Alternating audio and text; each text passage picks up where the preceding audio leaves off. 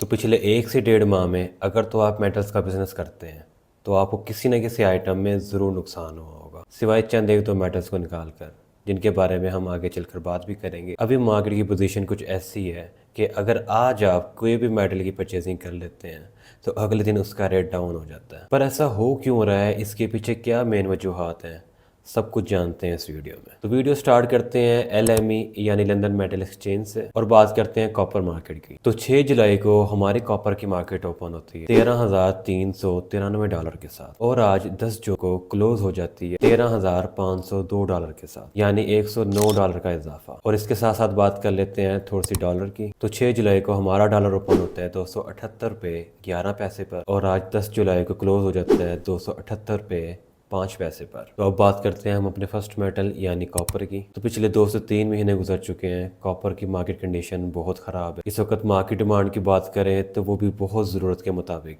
बस जिसको जितने माल की ज़रूरत है वो उतनी परचेजिंग कर रहा है, ज़्यादा माल की चाहत नहीं है मार्केट में। पेमेंट की सिचुएशन भी कोई इतनी खास अच्छी नहीं है और मज़ीद आने वाले दिनों के अंदर भी हमें कॉपर की मार्केट किसी सही डायरेक्शन में जाती हुई नज़र नहीं आ रही। तो अब बात करते हैं हम अपने सेकेंड मेटल और हीरो मेटल ब्रास यानी पीतल की। तो पिछले 1 से 2 माह के अंदर ब्रास वो वाहिद मेटल है जिसकी अभी तक डिमांड भी बहुत हाई है, जिसकी प्राइस के अंदर भी बहुत पंप है और जिसकी पेमेंट सिचुएशन भी बहुत मजे की चल रही है। पर इस वक्त ब्रास की मार्केट उस पॉइंट पर खड़ी हुई है कि ये किसी भी टाइम क्रैश कर सकती है और ये जब भी क्रैश होगी ये 40 से 50 हो सकता है 100 रुपये किलो तक नीचे आ जाए। तो अगर आप इसमें ट्रेड कर रहे हैं तो थोड़ा सा मुहतात रह के ट्रेड करें। तो अब बात करते हैं हम अपने एक और हीरो मेटल एल्यूमिनियम की। तो एल्यूमिनियम की बात करें तो ये वो मेटल बन चुका है जिसको आप अपने पास जितनी देर रखेंगे ये आपको उतना नुकसान देगा। पिछले 1 से 1.5 माह के अंदर इसकी प्राइस रोज़ाना 5 से 10 रुपए किलो कम होती ही जा रही है। जो कि इसकी प्राइस डाउन होती जा रही है तो इस वक्त मार्केट के अंदर इसकी डिमांड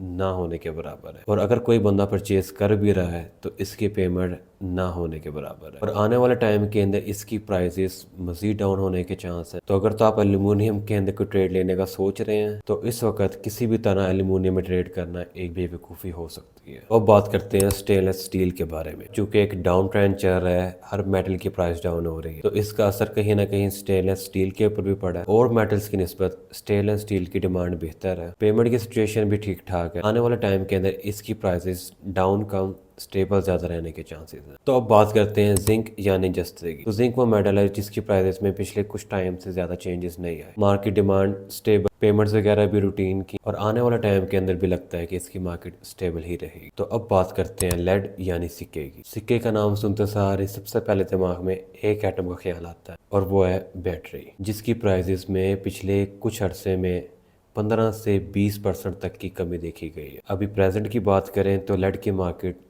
एक स्टेबल मोड पर चल रही है, पर मार्केट में कोई बहुत ज़्यादा खास डिमांड नहीं है, ज़रूरत के मुताबिक एक निज़ाम चल रहा है, पेमेंट सिचुएशन भी कोई इतनी बुरी नहीं है। हो सकता है कि आने वाले टाइम के अंदर लेड की प्राइसेस में हमें कुछ बेहतरी ज़रूर देखने को मिले। तो अब बात करते हैं हम अपने आखिरी मेटल आयरन यानी लोहे की। तो पिछले कुछ टाइम से लोहे की मार्केट बड़े मिक्स ट्रेंड के साथ ट्रेड कर रही है। कभी इसकी प्राइसेस यकदम पंप करना स्टार्ट कर देती हैं और कभी इसकी मार्केट यकदम डाउन हो जाती है। आयरन लोहे की मार्केट हमारी बड़ी कंफ्यूज सी चल रही है। फ्यूज कुछ इस तरह चल रही है कि एक ज़रूरत की डिमांड है और ज़रूरत का ही रेट है, बाकी पेमेंट की सिचुएशन बहुत ख़राब है और अभी ऐसे कुछ चांसेस बन रहे हैं कि आने वाले टाइम में शायद इसकी मार्केट क्रैश कर जाए। अब आखिर में बात करते हैं कि मार्केट इतना डाउन हो क्यों रही है। वैसे तो इसके पीछे बहुत सारी वजूहात हैं, इधर हम 2 मेन और इम्पोर्टेंट को डिस्कस करते हैं। सबसे पहली बड़ी और मेन वजह यही है, इस वक्त अमेरिका और ईरान का वार का सारा सिनेरियो बना हुआ है। इस चीज़ ने हमारी इंटरनेशनल मार्केट को बहुत ज़्यादा डिस्टर्ब किया। अगर तो कोई पॉजिटिव न्यूज़ आ जाती है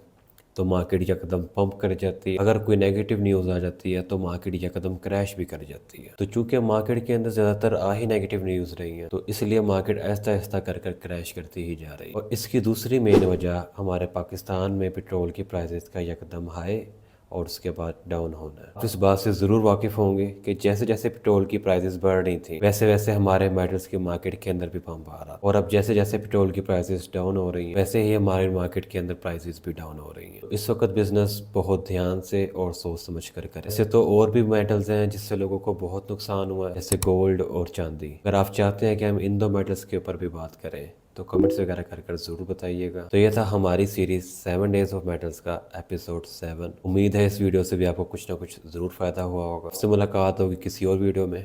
अपना ख्याल रखें। अल्लाह निगहबान।